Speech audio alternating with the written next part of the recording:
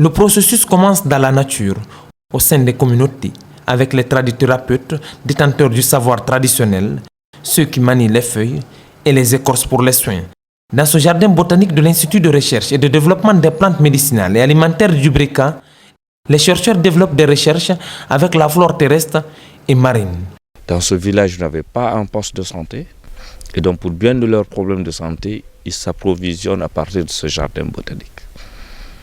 Et nous, scientifiques, on part toujours donc des connaissances endogènes au sein de cette communauté pour revenir vers le laboratoire. Ce jardin botanique est de 12 hectares, la partie continentale et la partie mangrove délimitée par la mer.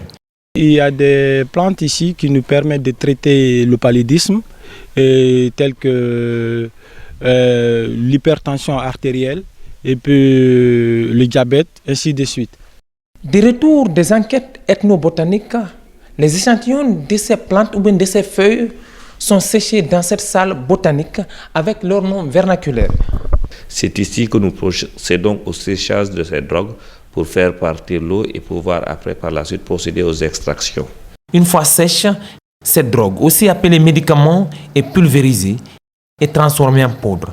Suivra ensuite un long processus. L'extraction peut être en froid.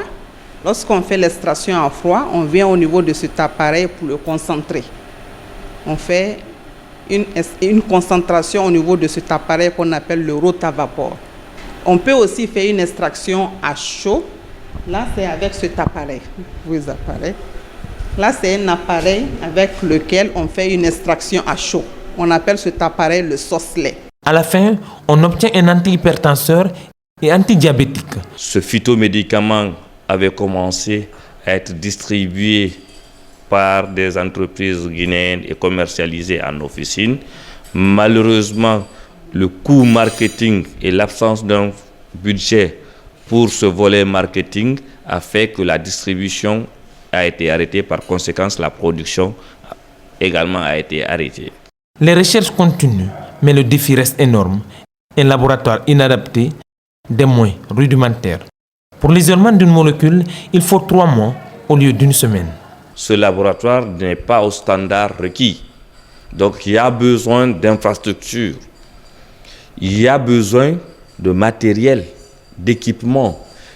Au département de l'enseignement supérieur, de la recherche scientifique et de l'innovation, une grande partie du budget est consacrée aux dépenses du personnel et de transfert. Ce qui revient à l'investissement est insuffisant, ce qui impacte le travail de ces chercheurs.